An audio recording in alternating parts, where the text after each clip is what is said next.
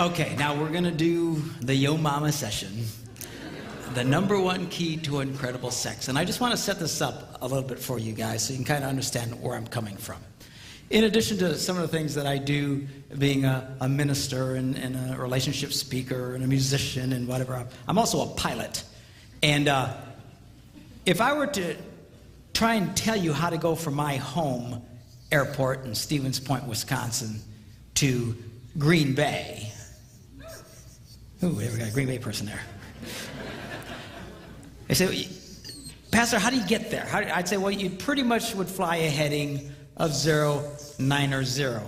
Actually, technically, it's a little more north of that, but for our example, that's fine. You fly 090, you pretty much go right from Stevens Point to Green Bay. Okay? Now, that's assuming there are no other variables. For example, if the wind starts blowing very hard out of the north, and you keep flying 090, you won't get to Green Bay. You'll wind up in Milwaukee or Chicago or who knows where else, depending on the strength of the wind. So if the wind is coming that hard, we might change our heading to 065 or something. Now we're flying more like this to go this way. Okay? If you keep just pointing the plane to where you want to go without adjusting to the variables, you'll always get off course. So it seems kind of odd, but a lot of times you're flying in weird angles so you can go straight. Now, what I'm going to share with you when I talk about sexual issues here is how to get from point A to point B. But it depends on your variables, and everybody has them. All right? And it's impossible for me to cover all of that in this session. I'll try and do the best that I can. But you're going to have to use your own best wisdom, your best judgment, common sense, to understand why something I might share may not exactly help you get to where you need to get because of your past or whatever the deal is. And then you adjust accordingly. And if you're really stuck, give us a call. Call our office. We would love to help you. And we really appreciate when people call us and asking us questions about, well, how do I deal with this problem and that sort of thing. So just keep that in mind. I understand you might have some big variables, and you'll just have to adjust for yourself in that. The other thing that I want you to keep in mind is this. Being a minister, sometimes when you start talking about sexual things and you start to try to explain to people why you have certain moral stands, they don't really understand. But there's a reason for that. The reason God encourages people to wait until marriage to have sex is because when you have sex outside of marriage, you run a very high risk of messing things up. Now, this is particularly true for men. Men tend to imprint off of their early sexual experiences, much like a bird. Some of these birds, these cranes and stuff, they imprint on the first thing they see after they're born. I don't know if you know about this, but there's some animals that when they're born, the first thing it sees, it imprints on and thinks it's mama. So if these stupid cranes are born and a chicken's around, it's going to follow the chicken and ignore its mother. And professionals who deal with these animals have to be very, very careful not to be seen. Or I've watched them work with them while they're actually dressed up like gigantic cranes to get around them because they're not the brightest things in the world. It's mama, and they'll follow it everywhere. And men tend to imprint off of their early sexual experiences. If a man's early sexual experiences are in the context of lust, which is what they are outside of marriage. It's not really about love. It's about lust. It's about heat. It's about the backseat of a car. It's about someone they don't really know. They tend to imprint on that. They tend to imprint on the sex and not the girl. Are you following me? It's like when they have this, these early orgasmic experiences, it's like their psyche goes, whoa, what was that? And it starts taking pictures. This is because they want to remember. And they imprint off of this. And that's why a lot of guys, they get stuck here. That's why a lot of men are constantly, even in their marriages, are trying to recreate a lust environment, trying to get fulfilled sexually as a married man, trying to force their wives to do things that a lot of them are very uncomfortable in doing. Why are they doing that? Because they're trying to recreate this thing. They're trying to recreate this thing. See, if a man's early sexual experience is in the context of marriage, where he falls in love with this girl and all these people gather together and they all approve of it and they have this wedding and they're in a church and their God approves of it and all their friends and family approve of it and they have the biggest celebration of their life, and then on their wedding night and on their honeymoon he starts having these first experiences. Now he's imprinting on the girl and he connects to the girl at a very deep level. That's why people who wait until they're married to have sex have a fraction of the divorce rate of the rest of the world. Because he's imprinting on her as opposed to just sex. I met a man not too long ago who told me after a session, he says, I got a problem. I said, what is it? He says, I'm just not interested in sex. Which to a Puerto Rican is very odd. And it's like speaking Swahili, man. I don't know what he's talking about. and I said, well, what do you mean? He says, I don't know. I'm just not interested in her. And then she's really upset with me. And I said, well, are you never interested in sex? He says, well, if we go out and have a nice dinner and go to a hotel or something, then I can get into it. And I said, let me ask you a question. Were you a virgin when you got married? He goes, no. And I says, were you pretty sexually active? His eyes kind of lit up. Well, yeah. And I said, why don't you tell me about it? What would be a typical experience? Oh, I'd find these women and pick them up in bars and take them out for dinner and go to some hotel. I said, do you see what you've done? You've so imprinted off of that you constantly try to go back there. You try to go back there. In fact, psychologists today, our whole sex culture that you get from experts is all lust-based because they assume virtually everybody's already done this. So they try and encourage people to keep recreating and keep fantasizing and keep imagining and all this other kind of stuff. And it can be very, very destructive. And men can have a really hard time really truly connecting with their wives. Can you get past that? Yes, you can. And I'm going to show you how. But you just got to understand it's going to be different for you than for everybody else. Same was true with women. They also imprint, but they imprint in a different way. It's not so much on the sex as so much what happens after the sex. And when women have sex outside of marriage, nothing happens after sex. There's no connection. There's no follow-up. They imprint on that sex equals nothing. Sex means nothing. That's why so many married women have such negative attitudes about sex. What I was talking about last night, how this is such a key thing, they don't even comprehend it because they have learned falsely that sex means nothing. If a woman waits until her wedding night and sees how that is how she connects with this guy, she understands this means everything. This is a key. This is a very fundamental thing.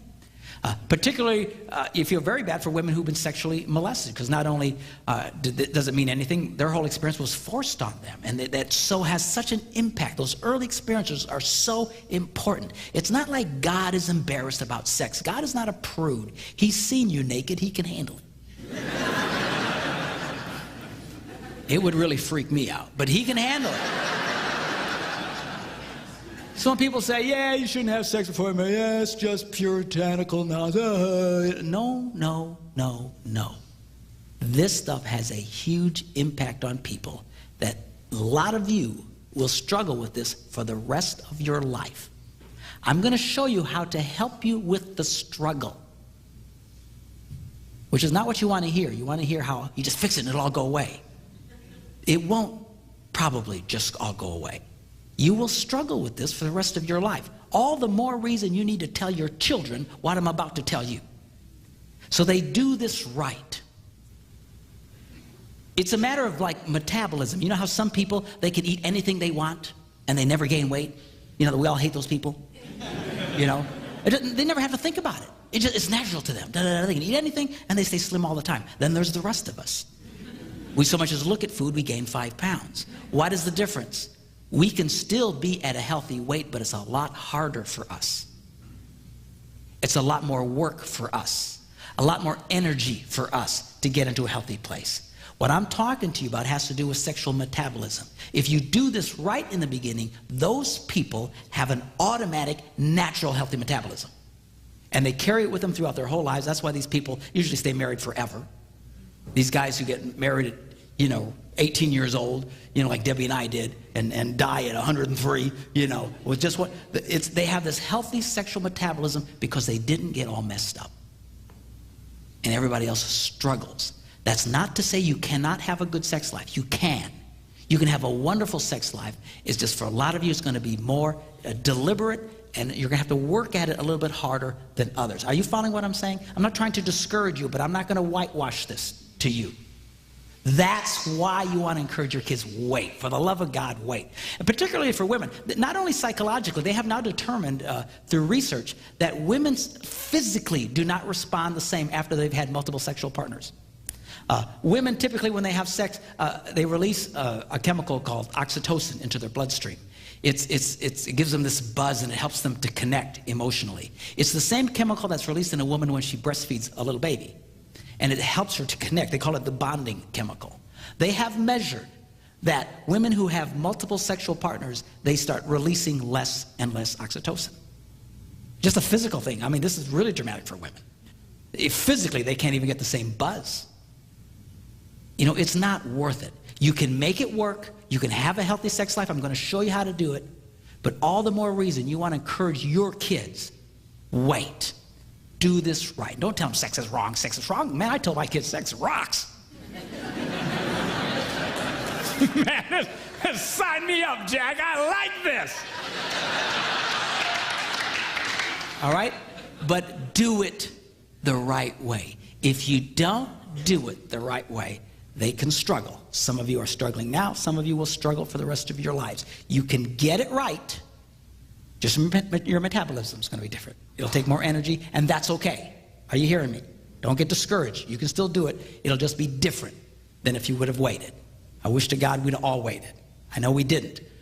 And it depends on the amount of damage. I mean, just because you had one or two, it doesn't like you're seriously damaged. But some people who've really been into this stuff before they got married, you struggle. I know you really struggle with this stuff. And hopefully what I share with you in this session will really help you. Okay, y'all okay? You ready?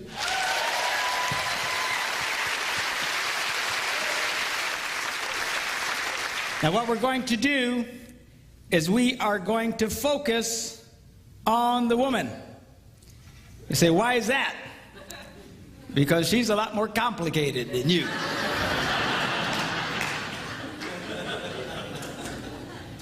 Thank you, dear. So we're going to focus on what it takes for a woman to experience great sex. You see, all a man needs for great sex is for you to show up.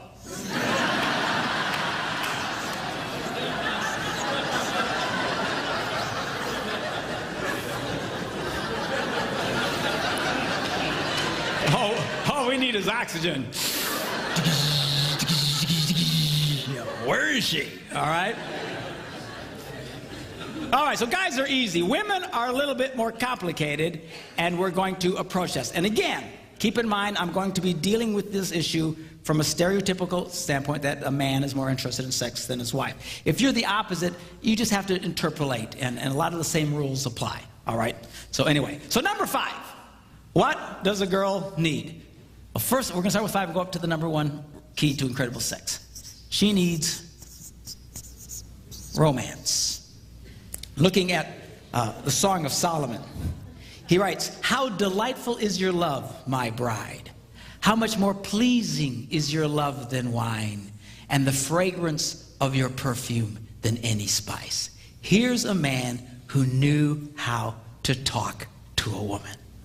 He was romantic. Romantic. One of the things that really has me ticked off today with the whole porn thing, and there's lots of them that have me ticked off, but the fundamental one is that it has changed men today. It used to be that men were lovers of women, but this whole porn thing has turned so many men into self-centered pigs. It's not about making love to the woman, it's about being gratified. Why don't you do this to me? Why don't you do that? Hey, man, what do you do? Well, how about you get your head out of the toilet? All right? You want to have a great sex life? You've got to learn how to be a lover to the girl. You know, a lot of guys get mad because women aren't as turned on as they are automatically, or don't have as much desire as they have. Guys will say, well, my wife's not interested in sex. Sure she is. All women are interested in sex. All women have sexual desire, but it's different from you. Your job is to be a lover to her and awaken the sexual desire that is in her. All right? And a lot of guys, they don't want to do that. They just want to be lazy. I know, I are one.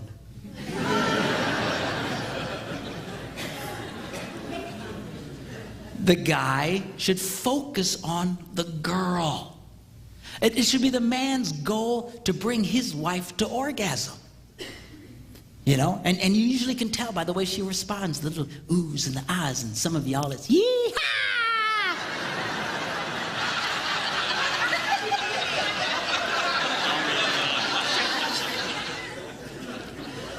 Of course, a lot of women say, well, I'm so embarrassed. I couldn't do that. You know, and I say, girls, if your husband has to constantly ask you if you've been to the promised land, you ain't communicating. So, well, I don't know what to do. You know, come up with a signal. You know, whisper bingo in his ear.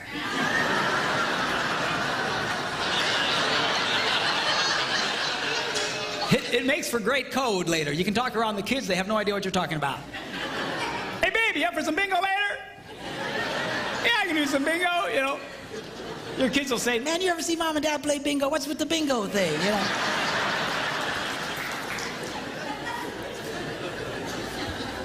Of course, if you're a Catholic, I'm really freaking you out because y'all play bingo every Thursday night at your church. But that's a different bingo, all right? Lovers of women, you should be focusing on the girl. You need to romance the girl, and romancing the girl isn't in the middle of the night going, hey, you awake?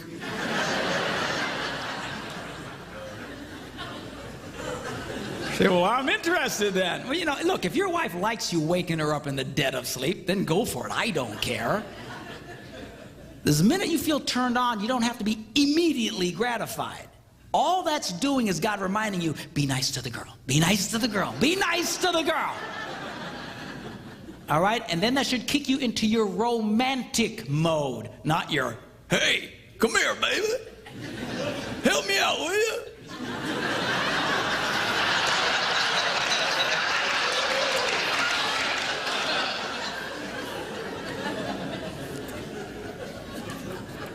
It is your job to be a lover to the girl. And I'll tell you what, this whole desire thing really has a lot of couples stressed out. Because we've always heard, you know, all of our lives and all the books and all the sex education, this is how it works. You know, desire leads to arousal, which leads to sex. Right? We've all heard that. Great. Only one problem with that. It's not true for millions of people, particularly women. There's some guys, this works for them too, and they really struggle because they, you know, I'm a man, I should be this way, but a lot of people, they're not. A lot of women exhibit little to no desire at all. And then they feel badly about themselves because they think, well, I should. I should. Who told you you should? Some stupid textbook? Who cares? I have discovered, asking couples and interviewing them, that, you know, this whole desire thing, a lot of guys, yeah, she's just not ever interested in sex. She doesn't want to have sex. And I said, really? I said, well, let me ask you a question. Will she have sex with you? Well, yeah. Well, what's she like when she does? Oh, she's incredible. In fact, I've actually come to the point, I don't have any data to support this, but just, you know, from the couples I've talked to, but I've come to believe that some of the most sexual people on the planet exhibit little to no desire at all up front. In fact, a lot of women who are incredible sexual animals only feel like doing it when they're doing it. They don't lead with this big desire thing in front. Now stop and think how that changes your view of yourself. Because right now, if you think, well, gee, I never feel that much, there's something wrong with me, and then you develop a negative attitude about sex. See? And a lot of guys get angry at their wives because, well, she never initiates it. She never wants. Well, who cares? Who cares? I promise you, in my house, I am the initiator.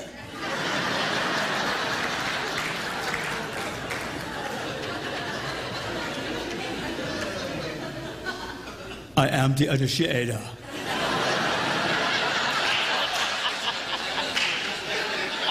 I will initiate, and then I'll be back.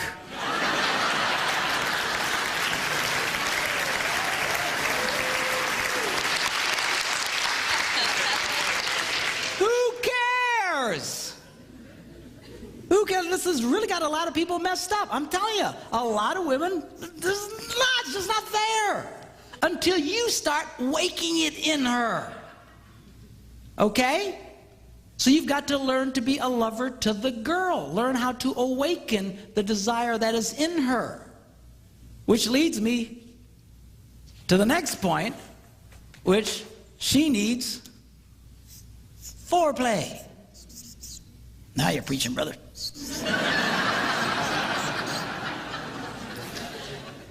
And let me say this to you.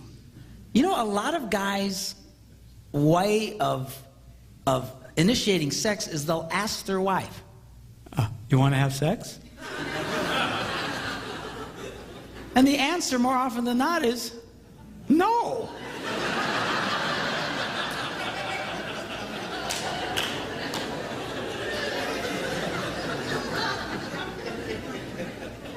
Why would you ask a question that's most likely to be responded with a no? I never ask my wife if she wants to have sex. Never. I just go for it. Because I am the initiator. You may not feel like it now, but you will when I'm finished.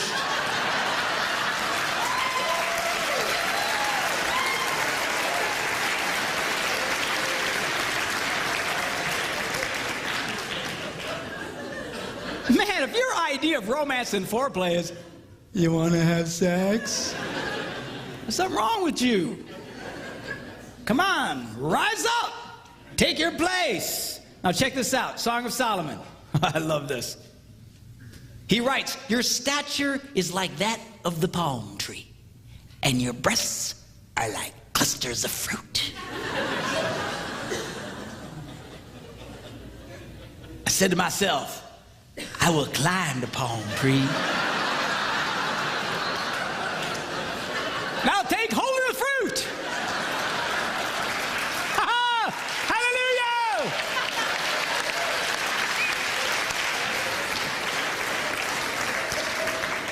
Now the problem here is most guys don't want to take the time to climb the palm tree.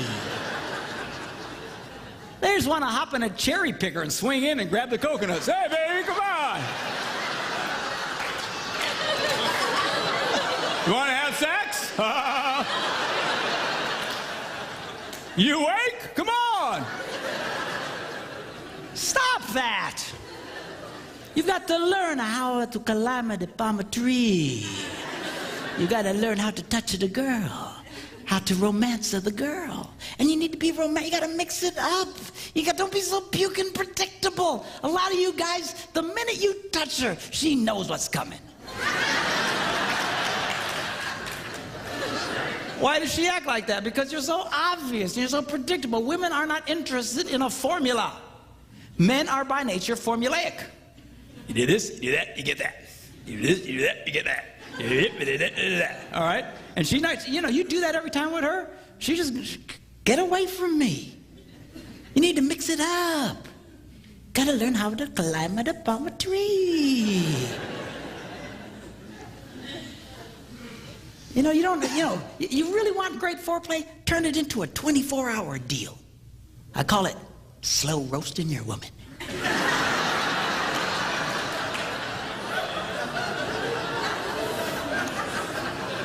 Man, it rocks. Don't be in such a hurry. Kiss the girl, leave her alone. Flirt with the girl, leave her alone. Touch the girl, leave her alone. Keep her guessing. What's going on? What is this? My wife will come out of the shower and say, hey, baby, just lay down. I'll give her a back rub and she'll fall asleep. And I'll cover her up and I'll just crawl into bed next to her, turn off the light and go to sleep. So I couldn't do that, Pastor. I'd go blind.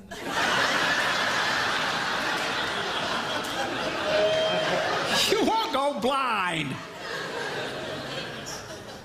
You've got to learn how to climb it up on a tree. Take it a time. Don't worry about this desire thing. You see, I'm waiting for her to have all this desire out in front. Stop. You're going to be a very old man before you have sex again.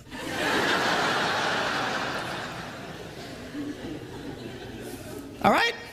Number 3, she needs time.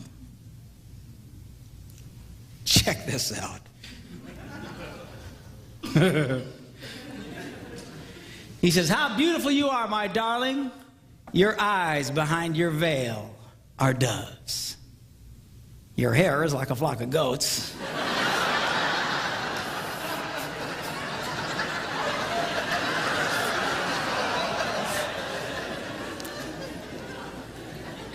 Not my choice of words, but apparently 4,000 years ago, this was hot talk.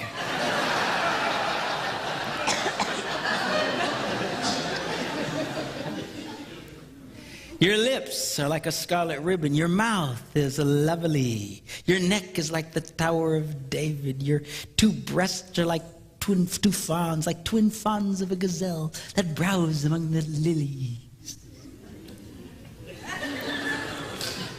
And check this out. He says, until the dawn breaks and the shadows flee. In other words, all night long. This dude had to be in his 20s, man, I'm telling you.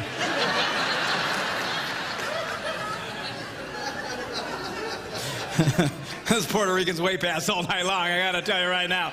But all night long. What's he gonna do all night long? He says, I will go to the mountain of myrrh and to the hill of incense. Where exactly is that, Pastor?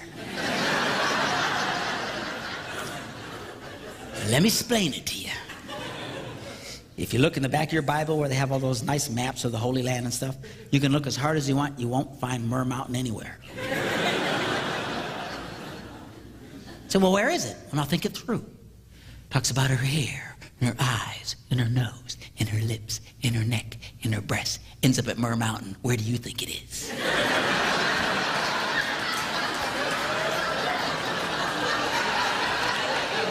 That's in the Bible?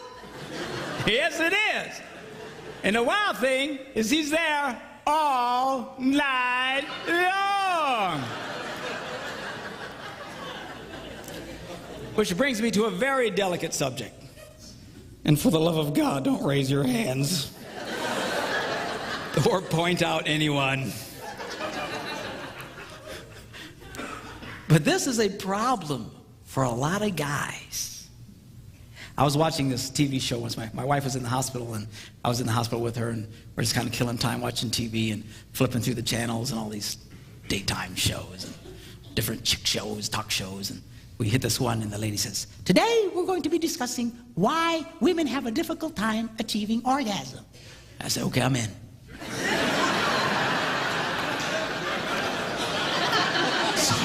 So I said, let's watch this one. I like this one. So they have these women, and they have these psychologists and these doctors, and they're all, what's wrong with us? What's wrong with us? You know, women, what's wrong with us? We stink, we stink, we stink. And then they would go to the commercials, and they would do these teasers where they would ask a question and then give potential answers, and then you had to wait till after the commercial to get the answer, right? It's a teaser, make you stick around. Well, about halfway through the show, they asked this one question. What is the average length of a man's sexual experience? A, 2 minutes, B, 10 minutes, C, 20 minutes. And it went to commercial. I looked at Debbie, and I said, you know what the answer is? She goes, no, what? I said, 2 minutes. She goes, oh, it is not. I said, you watch. Came back, and ding, hey, 2 minutes. And then they went on. What's wrong with us? How can we have a hard time achieving orgasm? Hello, did you see the screen? Now do the math. If a woman needs anywhere from 7 to 14 minutes, and a boy's done in 2 minutes, you got yourself a math problem.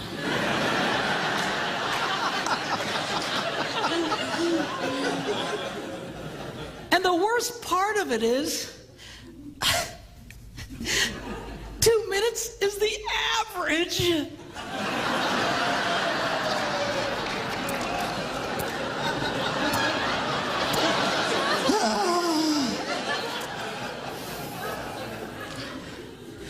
Now, guys, you can do better than the 2-minute drill.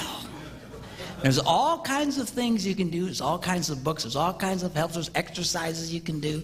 And I don't like exercising, but this stuff I can do. You know, that where you can get past this 2-minute drill problem. Now, ladies, you have to understand the number one element to enable a man to beat the 2-minute drill is regular, consistent sex. Yeah, that's what I'm talking about.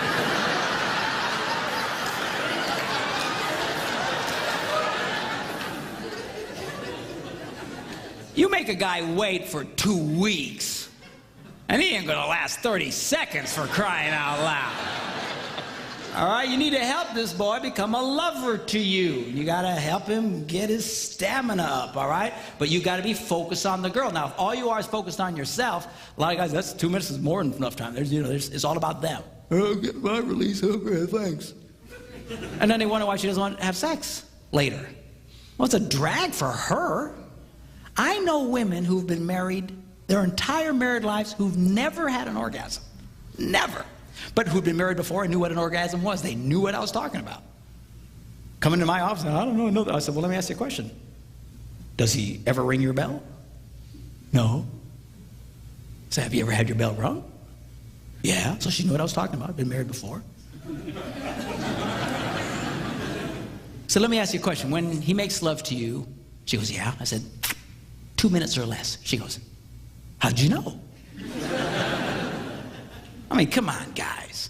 We can do better than the 2-minute drill. All right? Number 2, she needs privacy.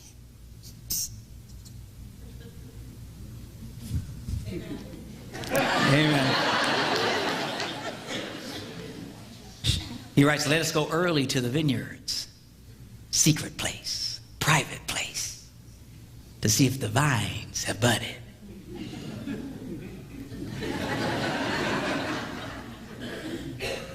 If their blossoms have opened, if the pomegranates are in bloom. People sure are into gardening. And there he says, I will give you my love. It's going to be very difficult for a woman to feel very sexual or turned on if she doesn't feel that her lovemaking to you is safe and private. All right? Which means chances are, if you have dinner guests waiting in the next room, she won't be very interested. To a lot of guys, we'd have no problem with that.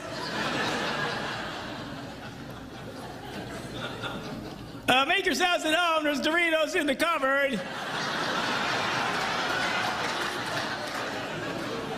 We'll be with you in a little bit.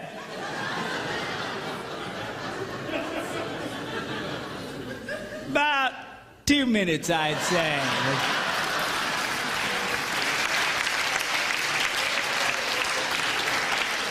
She's not going to be interested in that, you nitwit. That's why for a lot of women, just having children makes it difficult for them to feel very sexual. I call children the anti-sex. Because they're always around, it's always around, and it's hard for them to feel very sexual. You got to work with her on that. And ladies, you know, there's locks on your doors, use them, you know. You can't just neglect the sexual needs of your husband until they're 18. Don't worry, honey, they'll be gone eventually.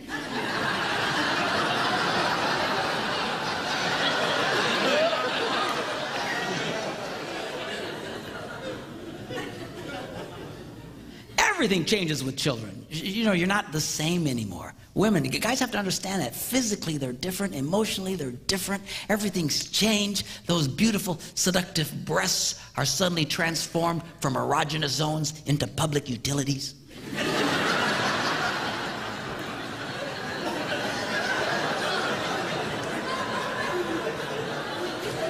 And guys, she's being touched all day long.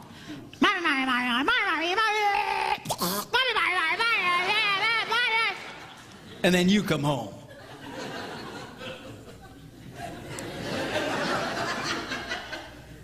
Hey, baby.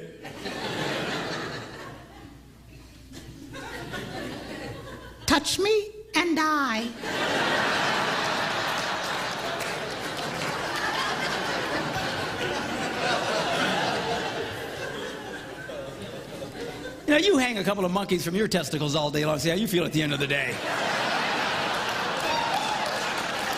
I'm good. I'm good, thanks.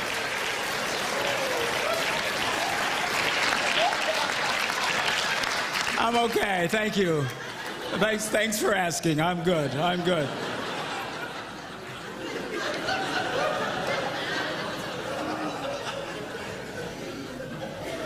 Boys, she's not the same, but girls, he is. Ain't nothing happened to him. He's still the same wild man you married. And a lot of couples, they really mess up at this point in their marriages. That's why a lot of marriages only make it to about the 5 to 7 year mark. Just long enough for the rugrats to come in, upset the apple cart, and you fail to make the proper adjustments. And it destroys the relationship. Ladies, you cannot get so engrossed in being mommies that you forget about the sexual needs of your husband. Say, but Johnny needs me, Johnny needs me. I'll tell you what Johnny needs. He needs a father. And if you keep it up, he's not going to have one. It's not worth it. And girls, you have to be really careful about rejecting your husband sexually. I don't know if you're aware of this, but for most men, as few as 3 or 4 rejections in a row, and he'll begin to shut down sexually. If you have a husband who argues with you about sex, consider yourself blessed by God. Because at least you keep it on the front table. But a lot of guys, they just shut down. I have women in conferences like this who come up to me, tears running down their faces, saying, I did that to my husband, now he won't touch me. It's not worth it. Why do you think all the jokes on TV are about the young, sexually frustrated man, but the older, sexually frustrated woman? Because she comes back to life, see? You're going to come back to where you were, but now he won't care about you anymore. He won't feel safe to be the initiator anymore. And it's going to, and you say, well, what do we do? Everything, you know, it rarely ever goes back to the way it was. You might have to turn into the initiator. I mean, it's not worth it. You younger ones, watch yourselves during this time. I understand you're tired. And guys, get a clue. The girl is exhausted. Give her a break. Let her rest. They just did a survey on USA Today weekend, this weekend. I don't know if you saw it. But they said, what were men's #1 interests? It was sex, food, and sleep. And they surveyed women, and their top 3 interests were sleep, food, and sex. I mean, you're being traded in for a cheeseburger, Jack. You know what I'm saying?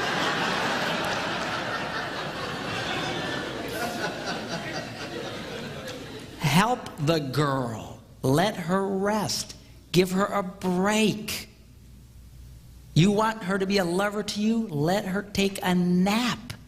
You take the little rugrats for a while. Let them peel your brain apart.